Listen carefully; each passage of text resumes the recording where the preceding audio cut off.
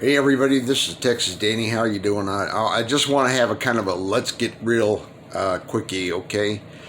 Today is now February the 2nd. It's Groundhog's Day again. Yes, it is. It's February the 2nd, 2021.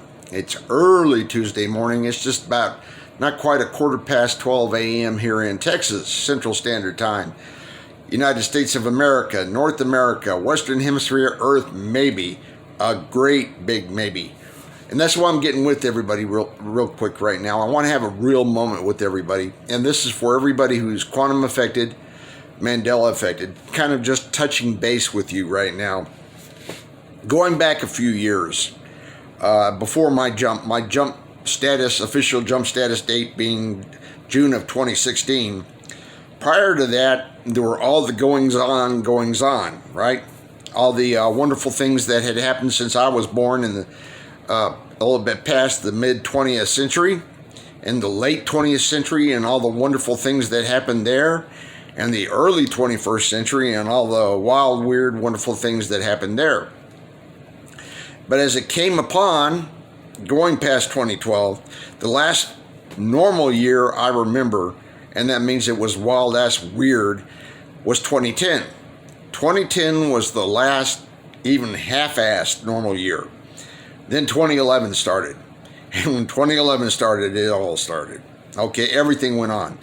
Now, of course, like everybody in Earth or on Earth or wherever, I watched television, I did this, I did that, had your everyday going on sort of things, your life, all that kind of stuff. But there came a time when I thought, this is all so wild, it's so wacky, it's weird. I've got to talk to somebody and I've got to tell somebody we've got a situation going on. I don't care. And I did this. I went to, of all people, where my employment was. I went to see the manager of the place that I worked at. And I told him exactly what was on my mind. I did not hold back at all. Imagine this. You have all the weird, goofy, weird, out of control, strange things that happen in life, and they were just going on, and you're sitting there thinking, okay, is this the final days? Are the trumpets about ready to hit it? You know, that kind of thing. I got to talk to somebody. So I went to my employment office where I worked, and I told the manager exactly what I thought. And I didn't hold back. I said, things are going on. I said, there are things happening to Florida. There are things happening to Texas. There are things happening to the whole US of A, all of Earth, everywhere. Have no doubts. And it was like, you know, you can imagine, to me, I was not embarrassed. I was not embarrassed. I didn't care. I told him what was on my mind. That was important to me. So like at one point he comes, why tell me, right? And I said, as part of my job, I'm not going to go exactly what I told him, but you know, as in part of my job, I said, hey, I'm going to report this to you.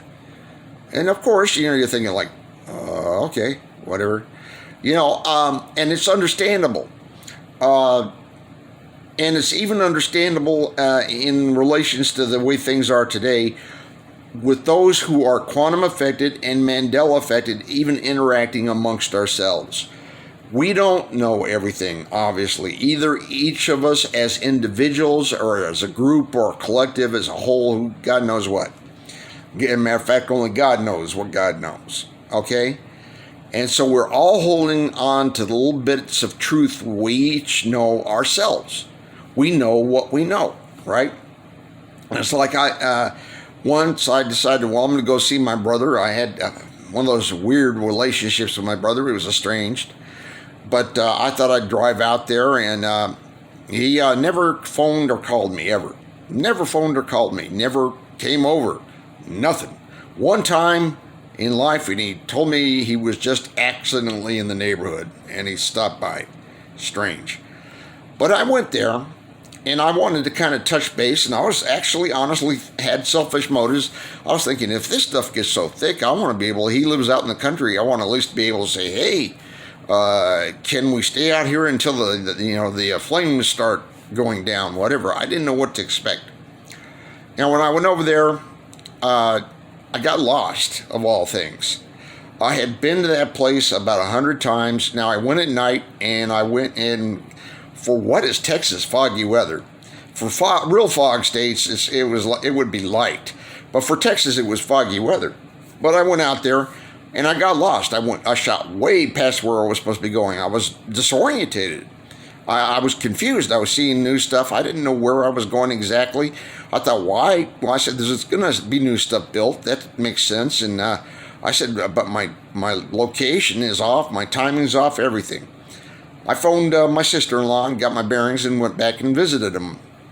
Now, during the course of the conversation, as I was having talks with him, and I was feeling strange and awkward, I was trying to kind of use a kind of a personal rapprochement, just trying to touch base with him again. It'd been a while since I saw him.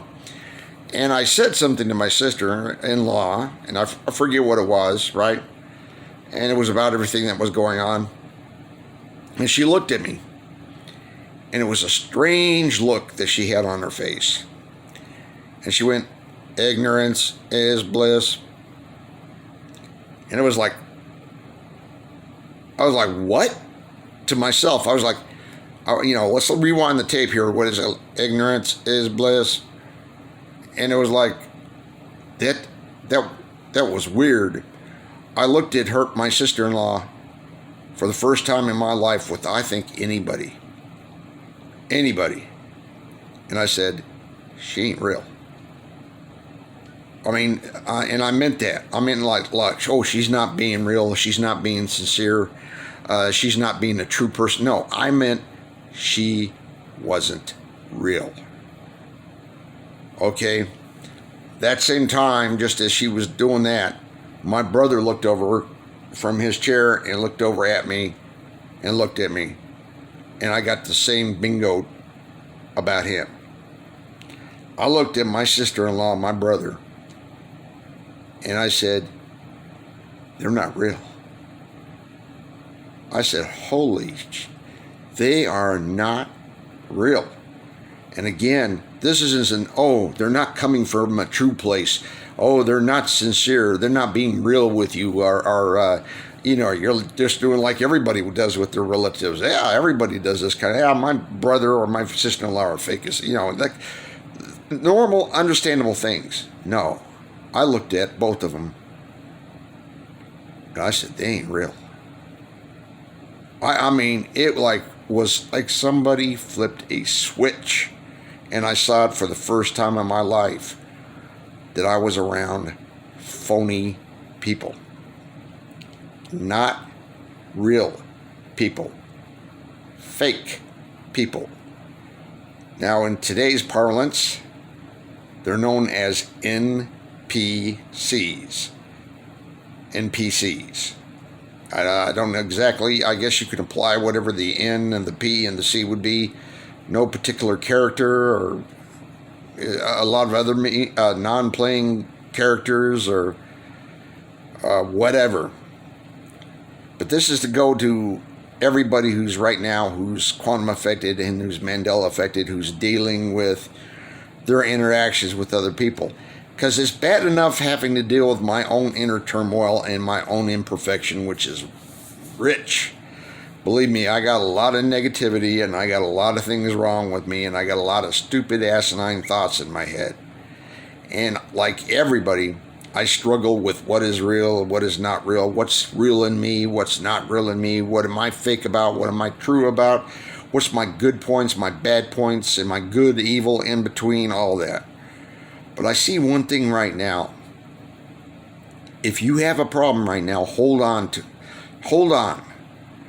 Because it's a little rough right at the moment. Because we have changes galore going on in every possible way.